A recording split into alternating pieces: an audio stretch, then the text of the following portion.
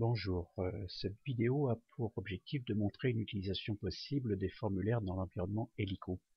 Les formulaires peuvent servir à effectuer un sondage auprès d'une population, à recueillir des avis, à effectuer des tests en vue d'un contrôle, à récolter des données auprès des élèves, etc., etc.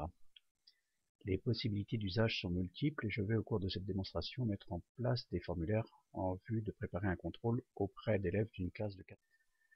Une fois connecté en tant qu'enseignant, je me place dans la sous-rubrique de la classe concernée. Donc on se met dans la rubrique classe. Il s'agit de la classe de 4e F, sciences physiques, voilà la sous-rubrique. Et je vais cliquer sur l'onglet blog ici. Ensuite sur la trousse à outils, gérer les formulaires. Je clique ensuite ici sur créer un formulaire. Et je vais lui donner un nom.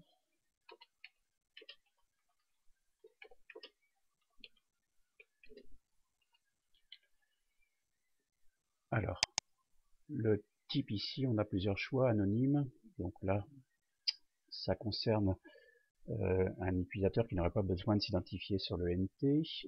Là, quand c'est identifié, l'utilisateur doit s'identifier sur le NT, il peut répondre plusieurs fois au même formulaire. Personnel unique, c'est toujours une personne qui doit s'identifier sur le NT. Mais quand c'est personnel unique, l'utilisateur ne peut plus modifier les réponses qu'il a apportées. Donc, vraisemblablement, cette rubrique personnelle est peut-être plus intéressante, puisque bien sûr, il faut que les utilisateurs soient connectés sur le NT identifié et il peut modifier ses réponses. L'adresse email n'est pas obligatoire. Par contre, ici, vous avez des onglets qui permettent d'autoriser la consultation ou de ne pas autoriser la consultation. Bon, là, ça peut être intéressant pour les élèves de voir quelles sont les réponses apportées par les autres élèves. Donc, je clique ici et je fais valider. Une fois validé, on voit une nouvelle fenêtre apparaître avec le détail du formulaire, son intitulé, la pression d'un gaz, le type, là c'est personnel, et les options de consultation. Pour l'instant, autoriser la consultation de réponse en mode sondage. Ici, il y a une aide que l'on peut utiliser pour choisir le type du formulaire. Et il y a toujours évidemment possibilité de modifier en cliquant ici. On peut changer les options qui ont été prises au départ. Une fois cela fait, il faut créer des champs. Donc on clique ici pour la création du champ. Quand on clique sur champ, donc on voit ici détail du champ, le libellé, c'est ce qui apparaîtra dans le formulaire, donc il faut poser une question que l'élève pourra lire.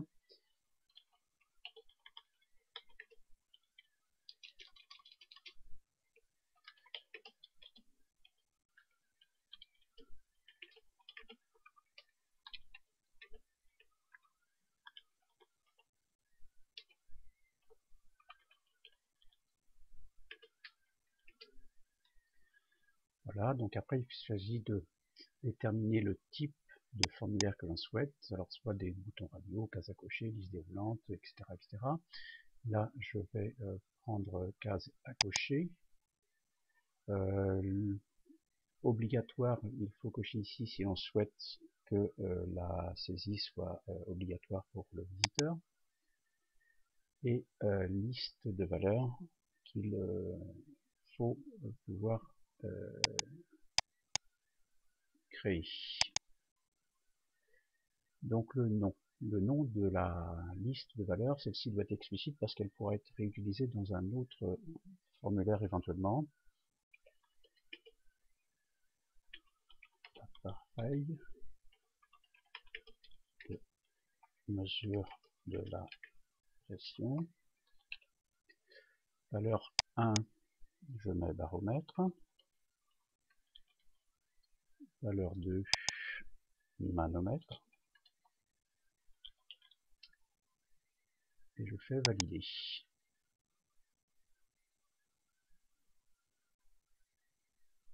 Valider.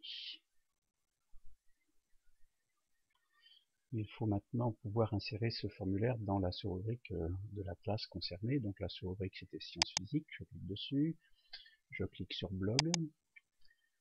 il faut créer un nouvel article ici et donner un titre à ce nouvel article. Alors là, ce serait un questionnaire sur les pressions. Voilà. Et ici, il y a un onglet formulaire.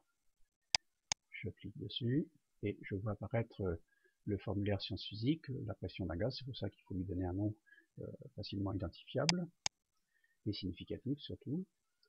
Voilà, donc il est intégré. Bien sûr, il est réduit à sa plus simple expression puisqu'il y a juste un seul choix de demander. Je fais valider ici. Voilà, donc on a une idée de la forme qu'il aura. L'appareil de mesure de la pression atmosphérique est, donc champ obligatoire, il faut choisir l'une ou l'autre des réponses qui est donnée. Le questionnaire, comme vous pouvez le constater, est relativement simplissime puisqu'il n'y a qu'une seule question, une seule option. D'ailleurs, questionnaire, là, je peux modifier l'article, il y a une faute, voilà, simplement ici j'enlève le S pour modifier le titre de l'article. Voilà, donc ici, si je veux enrichir le formulaire d'autres questions, je clique ici sur gérer les formulaires. Je retrouve le formulaire que j'avais défini au début, la pression d'un gaz. Je clique ici pour modifier le formulaire. Et on va créer à nouveau un deuxième champ. Le premier c'était un champ de type case à cocher. Voilà. Donc toujours le libellé qui constitue la question évidemment pour l'élève.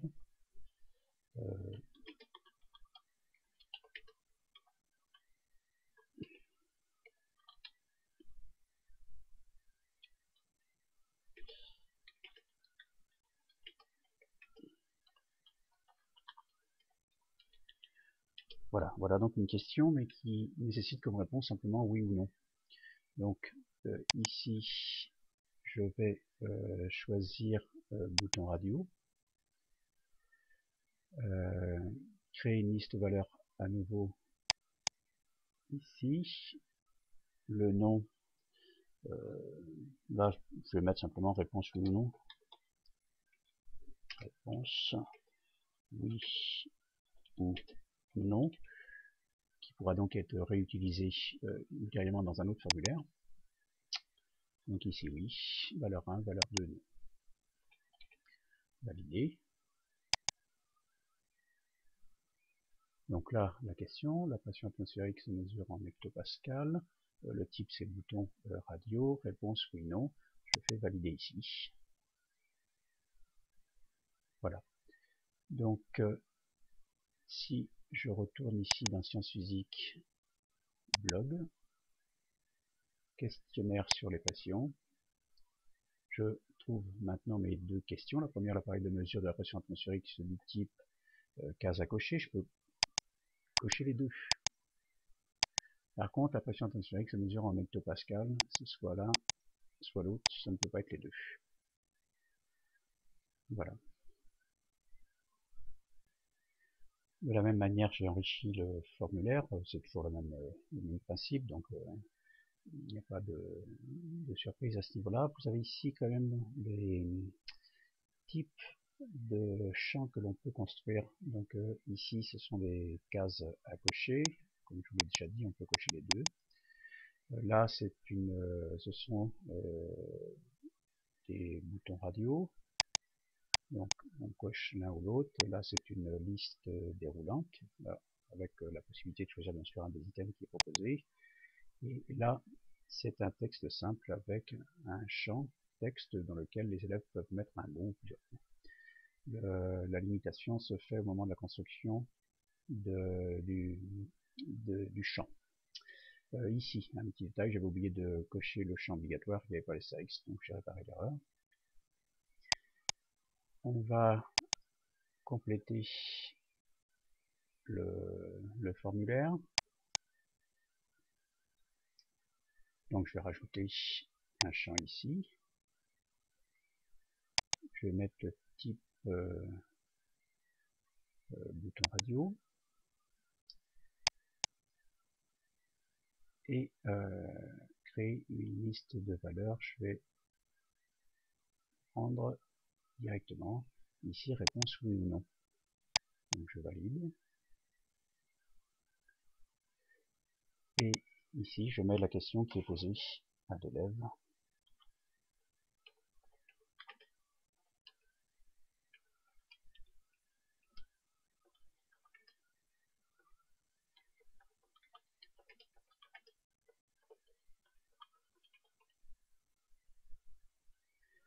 Voilà, donc vous voyez que je n'ai pas eu besoin de construire la liste de valeurs puisque j'avais déjà dans cette liste une que j'avais intitulée réponse oui ou non. Donc je fais valider.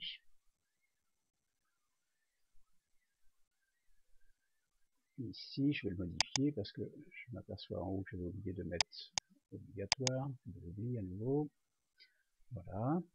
Donc c'est un type, le type bouton radio. On va retourner voir dans le blog ici. Voilà. Et on voit que cette fois-ci, la question est posée, ta gazeux dispersé des abonnés, et j'ai récupéré ce champ qui était ici, je n'ai pas eu besoin de le refaire. D'où l'intérêt de lui donner un nom explicite. J'ai créé un élève fictif dans la classe de 4e F que j'ai appelé élève 4F Kevin. Je vais donc dans cette classe-là, dans la sous-rubrique sciences physiques, qui nous permet d'avoir une vue élève, le blog. Voilà comment ça se présente pour lui, donc questionnaire sur pression. Voilà, donc on retrouve le questionnaire tel qu'il a été défini au préalable. Donc je vais apporter des réponses au hasard. Voilà.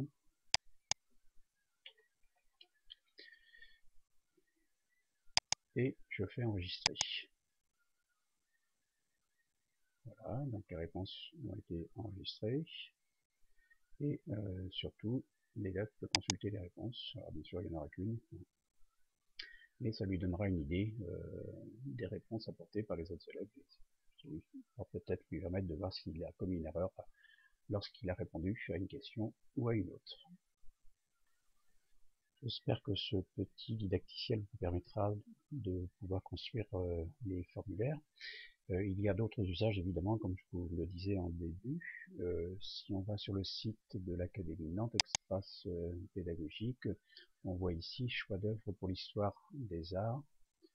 Il s'agit d'un formulaire créé sur Educo aussi, qui permet de recueillir les choix d'options des élèves pour l'épreuve d'histoire des arts. Voilà donc des possibilités d'usage de ces formulaires.